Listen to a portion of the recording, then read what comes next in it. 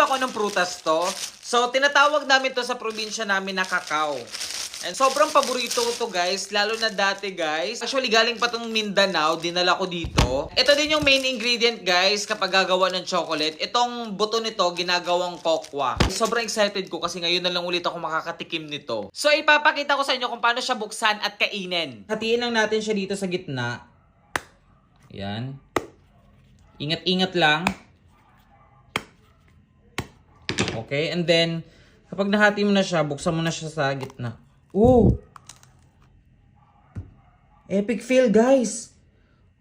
Parang sira na ata. Sira na. Okay, try natin to. Sana hindi to sira. Uy! Hindi nga sira. Oh! Wow! Okay to. Nice. Try din natin to, guys. Akala ko sira lahat. Okay. Not bad. Try natin tong last. Uy! Wow! Diba? Mukha siyang sira dito sa labas, guys. Pero, tignan nyo naman. Hinog na hinog. Sobrang excited akong itry ito. Let's go! Sa apat, guys, isa lang yung sira. Ito yung sira. Hindi siya pwedeng kainin, pero pwede siyang gawing kokwa. So, wala naman tamang way ng pagkain ito. Pwede mo siyang gamitan ng tenedor, para ganyan, o pwede din siyang kamayin. Pero sa amin, dati sa probinsya, kinakamay lang namin siya.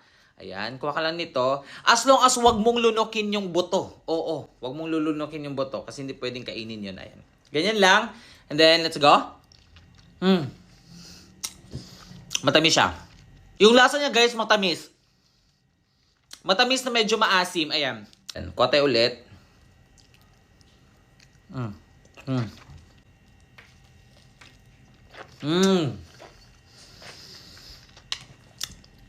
Ang sarap niya pa din. Mas sumarap siya guys kasi nilagay ko siya sa ref. Kaya lumamig siya.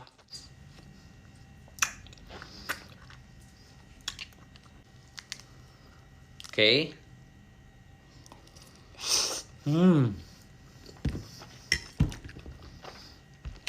Basta sobrang sarap niya.